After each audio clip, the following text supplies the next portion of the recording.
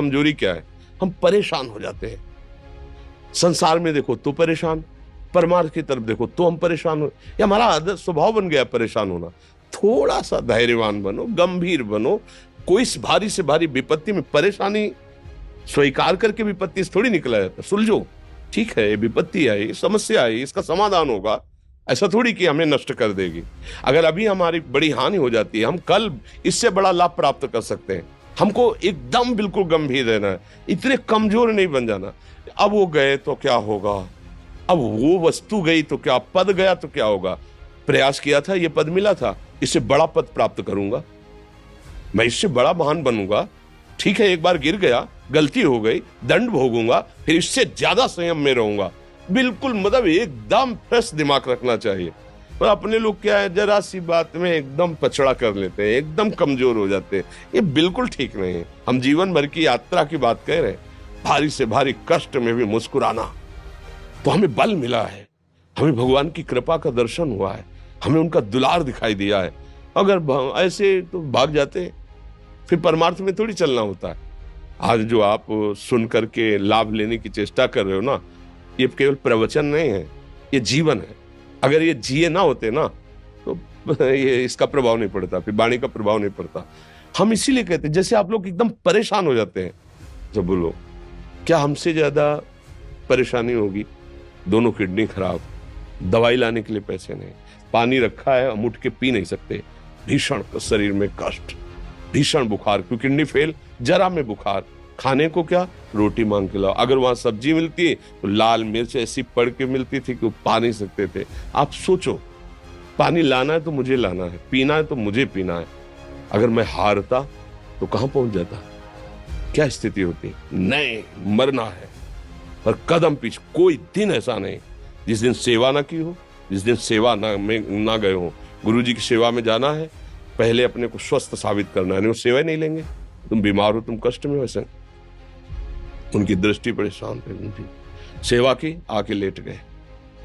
फिर हिम्मत की, अपनी श्री जी की सेवा की, मधुकरी नहीं गए, 3-4 दिन भोजन नहीं गए, पर सेवा नहीं छोड़ा, दिनचर्या नहीं छोड़ी।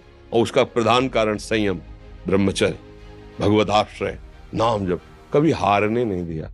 अभी भी थोड़ी देर बाद डायलिसिस शुरू होगा, हारने, आपको हारे हुए नजर आ रहे हैं। शरीर में पीड़ा है, किडनी फेल है, ऐसा तो हम स्वस्थ बैठे हैं, पीड़ा है, बार बार प्यास लगती है, थोड़ा थोड़ा पानी मिलता है हर, लेकिन हम आनंदित हैं, हम प्रसन्न हैं।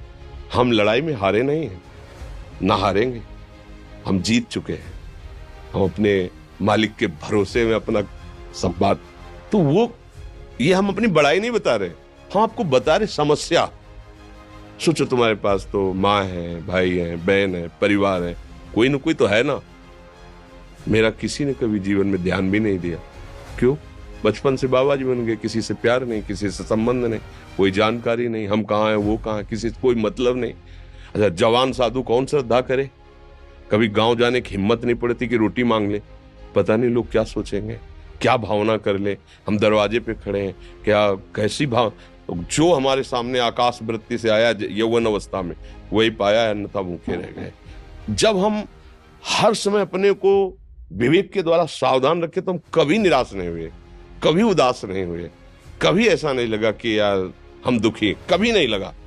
उसी का फल है कि उस सुख का संकेत मिल गया जहां दुख की निशानी भी नहीं है, वही उसी के बच्चे हो। हम सब उसी धातु से बने हुए हैं। हम इतना क्यों परेशान हो जाते हैं? हम ये देखते हैं अपने लोग, थोड़ी बात बिगड़ गई परेशान, नहीं बिगड़ी तो बिगड़ जाने की संभावना में परेशान है। आज सुख है लेकिन कल सुख छिन जाएगा, तो हम आज के सुख में सुखी ना होकर कल के दुख की आने की संभावना में हम भयभीत हो। मतलब क्या हमारी सोच रह गई? हमको इतना बलवान बनना है कि सुख और दुख दोनों हमको छू न सके। भारी से भारी सुख की व्यवस्था है तो अहंकार नहीं, हर्षित होकर किसी का अपमान न करे कि हम धनी, हम पदाधिकारी, अमुक। भारी से भारी दुख आया तो हमें किसी के सहयोग की जरूरत नहीं, हम फिर अपने कदम बढ़ाएंगे, हम फिर जुड़ी हुई अपनी भावनाओं को सजाएंगे। मस्त जीवन एकदम। तुम अविनाशी के बच्चे हो। शेर का बच्चा भेड़ों के बीच में फंसकर म्यों म्यों बोल रहा है, बस अगर दहाड़ना सीख जाए तो कोई भी उसे परास्त नहीं कर सकता। ऐसे भगवद अंश, तू प्रपंच में फंसकर अपने को इतना दीन क्यों देख रहा है? तू ऐसा है, कि भगवान के दिव्यास्त्र में भी ताकत नहीं तेरे को मार सके। तू अविनाशी का अविनाशी बच्चा है। विनाशी भोगों को, विनाशी शरीर को मैं मान के इतना भयभीत, इतना दुख ठीक नहीं। ये सबके लिए, केवल एक के लिए नहीं। आप समझो, आप लोग सोचते हैं हम गृहस्थ होकर भला ऐसी स्थिति कैसे। जनक जी सुखदेव जी के गुरु हैं और राजा हैं, महल है, रानियां हैं, नौकर है, चाकर। क्या सुखदेव जी जिनके शरीर में लंगोटी भी नहीं है, दिगंबर, परमहंस, परमहंस के गुरु हैं जनक जी जो राजा हैं।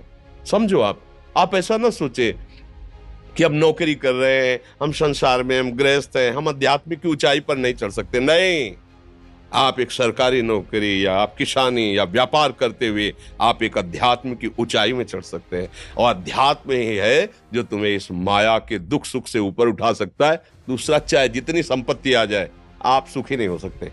सब देख लो, आंख खोल के देख लो, अध्यात्म ही है जो तुम्हें हर कष्ट सहकर मुस्कुराकर जीने का रास्ता बता देगा। कि आप आनंदित हो जाओगे, कुछ नहीं बिगड़ा। अध्यात्म है तो कुछ नहीं बिगड़ा, अध्यात्म नहीं है तो कुछ नहीं बना, कुछ हाथ नहीं लगने वाला।